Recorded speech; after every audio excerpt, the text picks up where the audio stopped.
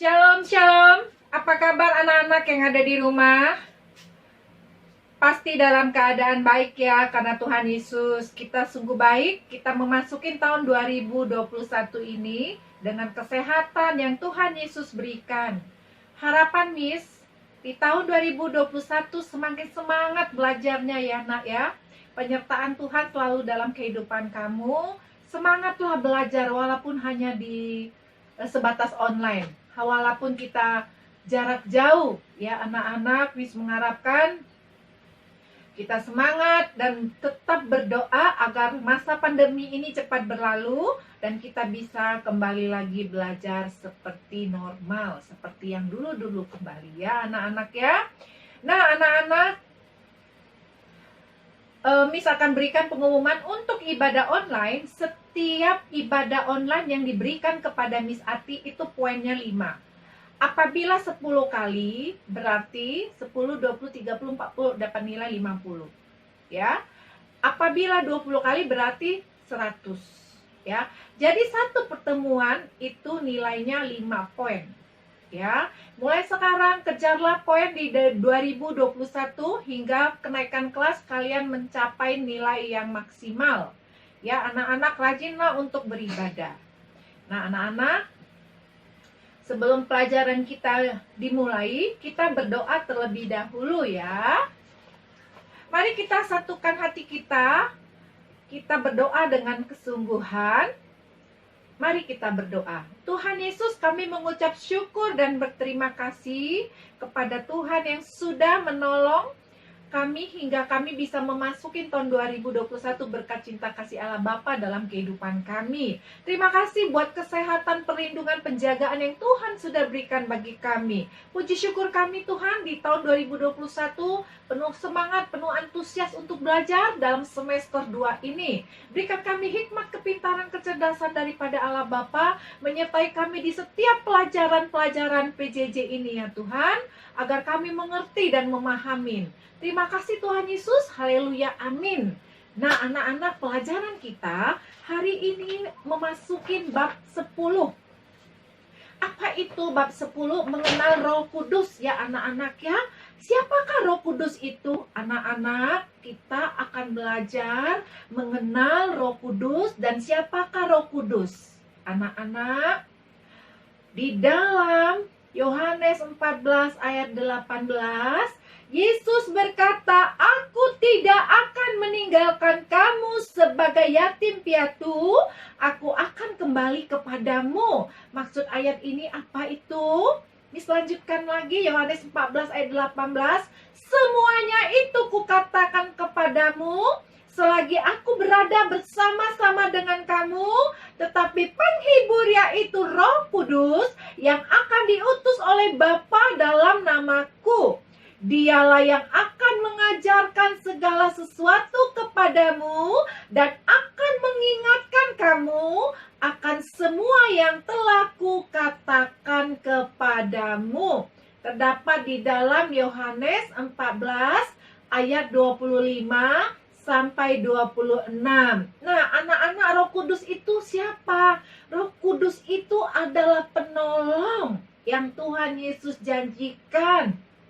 Ya, penolong bagi siapa? Bagi kita semua yang percaya, agar kita bisa menjalani kehidupan ini yang dituntun oleh Roh Kudus.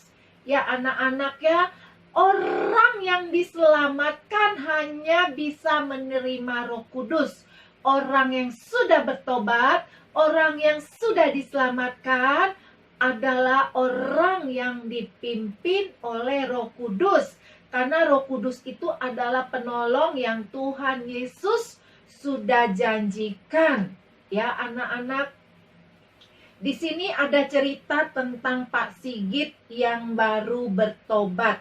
Ya, dia baru bertobat, dia mengenal Yesus sebagai keselamatan, menerima Yesus sebagai keselamatan di dalam hidupnya. Pak Sigit ini dibimbing memperkenalkan Alkitab, dibaca setiap hari. Pak Sigit ini dibimbing bagaimana mengajarinya berdoa karena dia baru bertobat. Jadi diajarin, membimbing, dituntunlah dia ya, agar dia bisa mengasihi Yesus.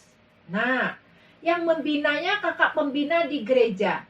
Anak-anak semua orang memerlukan Roh Kudus, karena Roh Kudus itu penolong.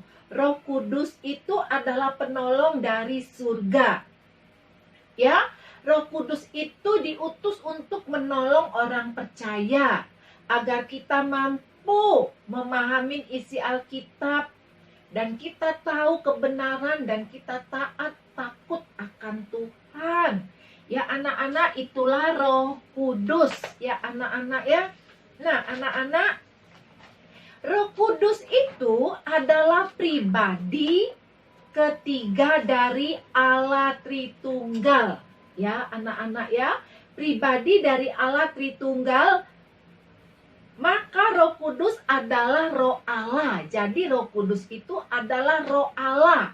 Nah, anak-anak, ini ceritanya tadi ketika Yesus akan meninggalkan murid-muridnya dan kembali ke surga. Ya anak-anak ya, ia berjanji, Yesus mau kembali ke surga, anak-anak meninggalkan murid-muridnya, dan ia kembali ke surga. Dia matikan anak-anak 3 hari, dibangkitkan, Tuhan Yesus bangkit, dan naik ke surga. Ia berjanji akan mengirim seorang penolong bagi murid-muridnya, bagi kita semua, yaitu Roh Kudus. Anak-anak, semua orang pasti membutuhkan Roh Kudus, karena Roh Kudus yang membimbing seorang untuk masuk dalam pertobatan, seperti Pak Sigit yang Miss Ati ceritakan tadi ya. Anak-anak bisa baca halaman 67 ya. Ketika Miss Ati memberikan dalam video ini, anak-anak buka di bab 10 sesuai dengan Miss Ati jelaskan ya, di halaman 67. Nah, pertobatan Pak Sigit ini memerlukan tentunya tuntunan daripada Roh Kudus ya. Ketika kita bertobat, kita menyerahkan diri, kita menerima keselamatan, kita dipimpin oleh Roh Kudus. Roh Kudus itu siapa, Miss? Yaitu Roh Allah. Nah, kita setiap hari mengalami Roh Kudus, berarti kita mampu taat, menjadi anak yang taat kepada Allah, kepada kebenaran firman Tuhan. Nah, Roh Kudus itu anak-anak dalam bahasa Yunani disebut Parakletos. Apa Parakletos itu? Artinya yaitu penghibur dan penolong. Itu anak-anak ya. Roh Kudus dalam bahasa Yunani disebut Parakletos, artinya penghibur atau penolong. Roh Kudus datang ke dalam dunia ini. Namun sebelumnya Roh Kudus sudah dijanjikan akan datang ke dunia ini oleh siapa? Oleh Tuhan Yesus Kristus. Anak-anak ya, melalui Tuhan Yesus Kristus yang mati di kayu salib, ketika dia berkata kepada murid-muridnya, aku akan meninggalkan engkau, namun aku akan meninggalkan Roh Kudus. Ya, adalah roh yang menghibur. Ya, Yesus berjanji kepada muridnya, nanti akan ada penolong bagimu, yaitu siapa? Roh Kudus. Nah, anak-anak, B, mengapa kita memerlukan Roh Kudus? Mengapa kita memerlukan Roh Kudus? Karena Roh Kudus itu yang menolong anak-anak, menuntun kita di dalam kesulitan. Seperti temanmu ada bercerita bernama Vinja. Vinja ini menangis. Kenapa dia menangis? Karena dia tidak tahu untuk mengerjakan prakaryanya. Besok dikumpulkan, dia tidak tahu cara membuatnya bagaimana. Ya, tadi ibu guru sudah membagikan origami agar origami itu dibuatkan sebuah perahu untuk prakaryanya ya. Pinja ini tidak tahu bagaimana caranya untuk membuat perahu. Ya, di tangannya sudah ada kertas origami, tapi dia tidak tahu untuk membuat perahu itu bagaimana. Nah, anak-anak, ketika kita mengalami kesulitan seperti Vinja ini, Roh Kudus mengajarinya. Roh Allah mengutus Roh Kudus supaya orang yang percaya membantu, menolong. Roh Kudus kan menolong ya, anak-anak, menolong kita agar kita mampu melakukan segala sesuatu. Ya anak-anak ya, karena orang yang percayalah yang memerlukan Roh Kudus. Kalau orang percaya, kalau orang yang tidak percaya bagaimana dia mau Memerlukan Roh Kudus. Untuk itu anak-anak, ketika orang bertobat, otomatis Roh Kudus pasti menolong orang itu. Ya, anak-anak, orang yang dikuasai dosa, yang melakukan dosa, perbuatan dosa, dia tidak akan mau memerlukan Roh Kudus. Ya, anak-anak, manusia yang dikuasai dosa, dia tidak mau memerlukan Roh Kudus, karena dia tidak melakukan firman Allah. Nah, sementara hanya Roh Kudus yang dapat menolong dan memberi kemampuan kepada kita melakukan kehendak Allah. Ya, banyak anak-anak orang tidak dapat mengucapkan kata-kata kalau berdoa. Nah, ketika anak-anak tidak bisa berdoa, anak-anak Miss katakan mari berdoa, anak-anak tidak bisa kan berdoa, anak-anak minta Roh Kudus tuntun saya agar saya bisa berdoa. Otomatis Roh Kudus itu menuntun kita cara kita berdoa. Kalau Miss Ati berdoa dituntun dengan Roh Kudus. Nah, kalau kita percaya, orang yang percaya pasti memerlukan Roh Kudus. Ya anak-anak ya, Roh Kudus itu bekerja dalam hati kita. Roh Kudus itu meyakinkan, meneguhkan kita, menghibur kita, memberi kekuatan kepada kita, dan memenangkan hati kita, menenangkan hati kita yang lagi sedih. Seperti teman kamu Vinja, dia tidak bisa berbuat apa-apa dengan kertas poligaminya membuat perahu. Tapi ketika Vinja meminta Roh Kudus menuntun, dia akan bisa melakukannya. Karena apa? Karena dari Roh Kudus itu ya anak-anak ya. Mari anak-anak, dalam pelajaran ini kita memerlukan Roh Kudus. Untuk itu mintalah dalam doamu untuk menuntunmu ketika engkau menghadapi pelajaran yang sangat sukar bagimu. Mungkin di sains, mungkin di math, minta sama Roh Kudus agar kamu diberi pengertian, mengerti dan memahami materi pelajaran yang diberi guru kamu. Roh Kudus itu sangat baik. Roh Kudus kan menuntun kita, membimbing kita. Next, halaman 68 masih C. Berserah pada Roh Kudus. Anak-anak, ketika kita menghadapi situasi tidak nyaman, ketika kita menghadapi hal-hal yang menakutkan, anak-anak, kita memanggil Roh Kudus, kita berserah kepada Roh Kudus. Di sini ada cerita seorang ayah menggandeng anaknya, namanya Given. Ayah dan anak yang usia 3 tahun ini berjalanlah di suatu jembatan. Anak-anak tahu jembatan dari kawat dan bambu itu, di mana jembatan itu berayun-ayun. Anak-anak, kalau kita lewat jembatan layang, mungkin jalannya pakai karena beralasan tembok dengan semen kuat ya, kita bisa lari, bisa bermain-main. Tapi ini adalah jembatan kawat dan bambu ya. Jembatan itu bisa bergoyang-goyang ya, berayun-ayun ya. Kalau orang melewatinya, jembatannya itu berayun-ayun. Nah, si Given ini umur 3 tahun ini, begitu melihat keadaan jembatannya itu bergoyang-goyang, dia ketakutan, dia berlari, dia minta tolong kepada ayahnya, lalu ayahnya memeluk anaknya. Given merasa nyaman dipelukan ayahnya ya. Walaupun jembatannya itu goyang, Given berserah pada ayahnya dan dia merasa nyaman. Jadi dia berserah. Ya anak-anaknya, berserah itu berarti menyerahkan keyakinannya, bergantung karena percaya bahwa ayahnya pasti bisa melindunginya. Ya, Given berserah kepada ayahnya karena ia percaya kepada ayahnya, pasti ayahnya bisa menolong Given.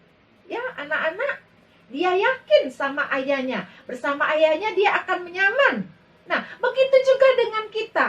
Ketika kita menyerahkan hidup kita, anak-anak, ketakutan kita kepada Roh Kudus merangkul, Roh Kudus menghibur, Roh Kudus memberi perlindungan, Roh Kudus memberikan kekuatan, Roh Kudus memberikan pertolongan kepada kita. Baik bukan Roh Kudus? Roh Kudus itu sangat luar biasa. Hanya anak-anak jangan menyerah. Ya, ada cerita tentang permainan catur, Foni dan Vivi. Foni ini bingung melihat catur di depannya. Lama ditatap buah catur, tahu anak-anak permainan catur? Ya, dia melihat terus caturnya, tidak ada catur yang berpindah tempat, tak bisa bergerak. Temannya Vivi tersenyum, nah bakalan menang nih kata Vivi, karena si Foni tidak bisa menggerakkan buah caturnya lagi.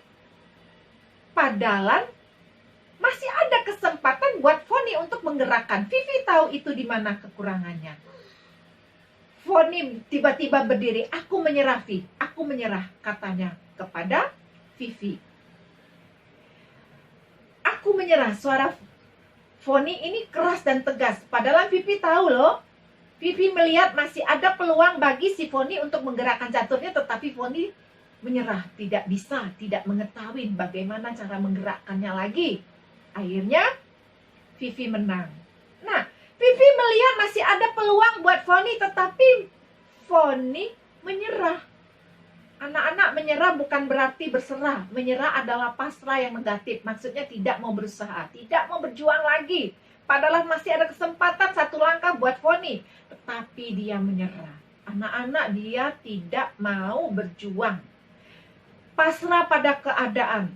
Tidak mau cari jalan keluar bagaimana bisa melangkah si Foni ini. Ya anak-anak ya, Allah tidak mau kita menyerah dalam kehidupan kita.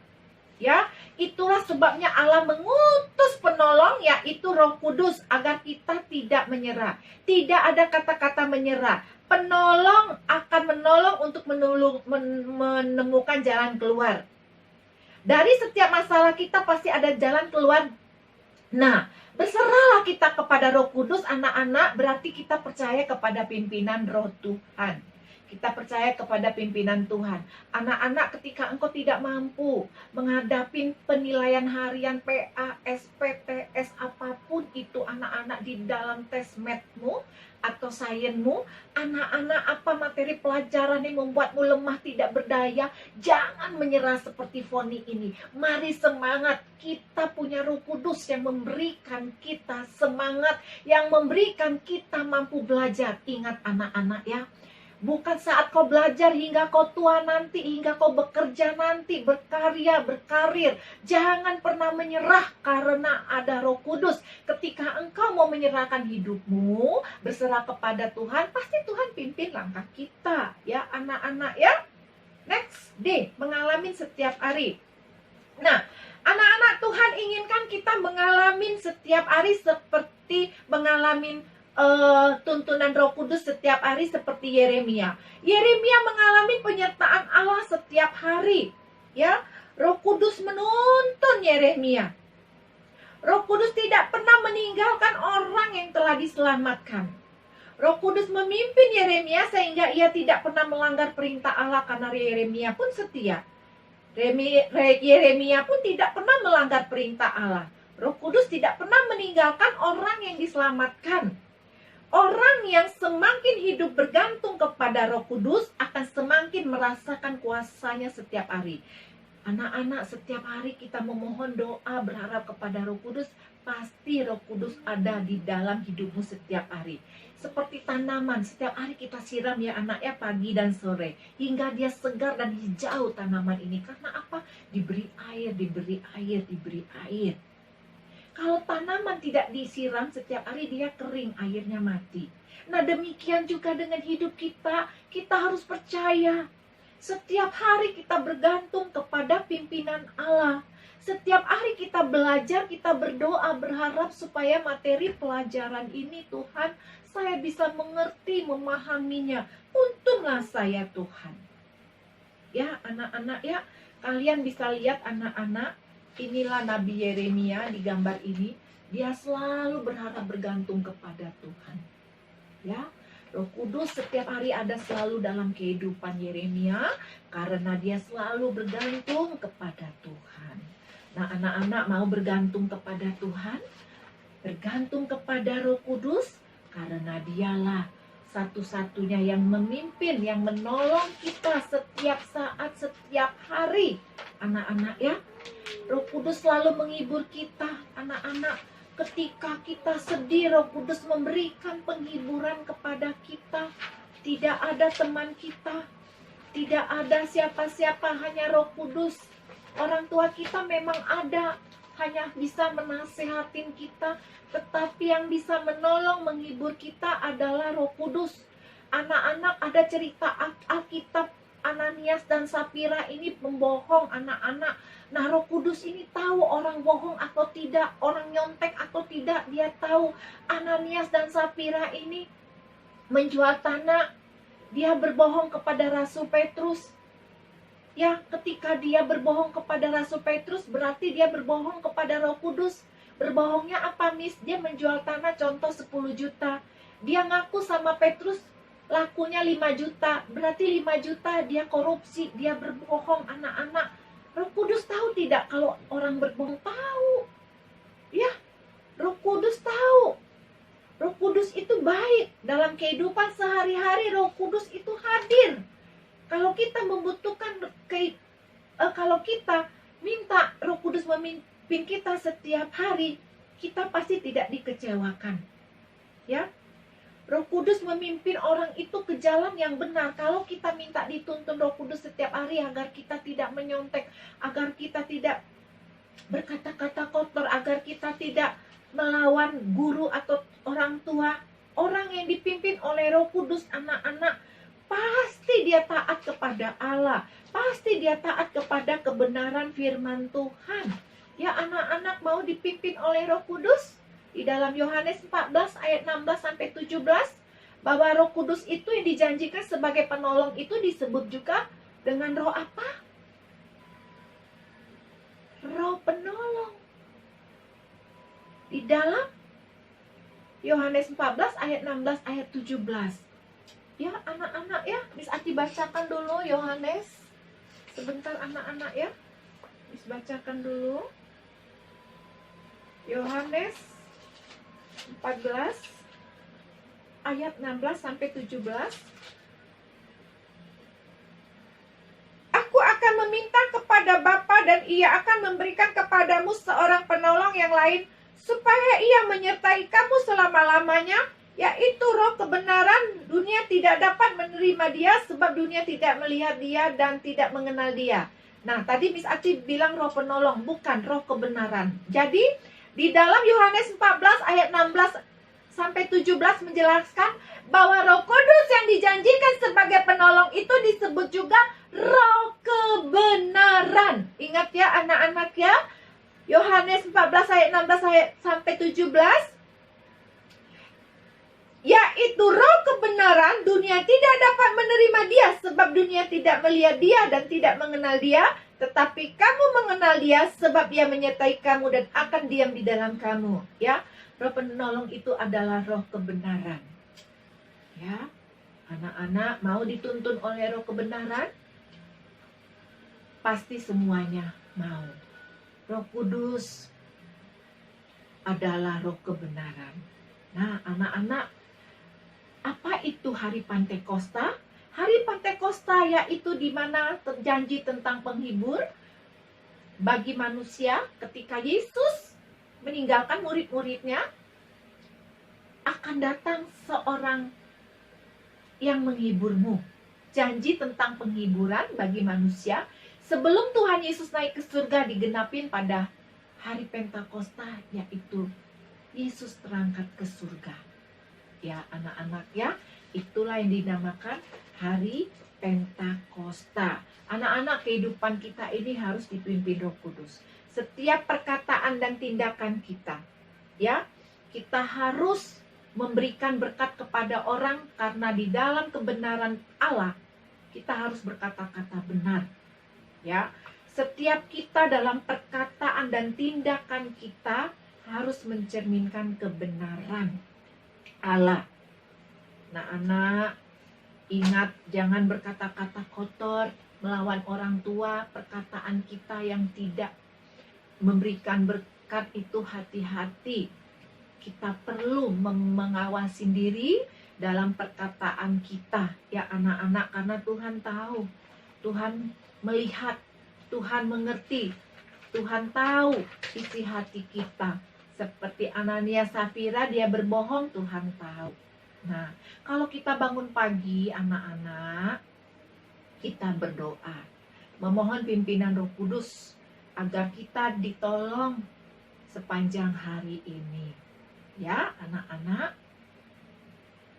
agar Tuhan selalu menolong kita sepanjang hari. Kita bangun tidur berdoa. Kalau kita mengandalkan Roh Kudus, kita akan terlihat anak yang baik dari segi sikap, perkataan, dan perbuatannya? Kalau anak itu dituntun oleh Roh Kudus. Kalau dia mengandalkan Roh Kudus, setiap pagi dia berdoa, Tuhan sepanjang hari ini, Tuhan tolong dalam aktivitas belajar saya. Sekalipun kita belajar jarak jauh. Misalkan saya tidak berdoa karena ngapain berdoa, kan tidak temu teman-teman sama guru. Jangan, kita harus berdoa karena setiap hari kita menghadapi kedua orang tua kita, keluarga kita.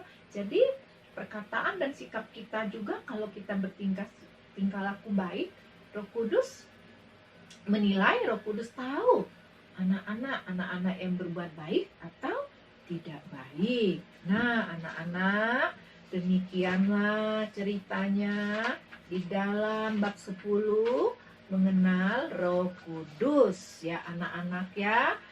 Is akan mengakhirin. Sebelum mengakhirin, tetap semangat belajar, berdoa, berusaha. Pasti Tuhan tolong kita anak-anak ya. Jangan jemu-jemu berdoa bagi bangsa dan tanah air kita, agar kita bebas dari pandemi 19. Agar kita bisa bertatap muka kembali di sekolah.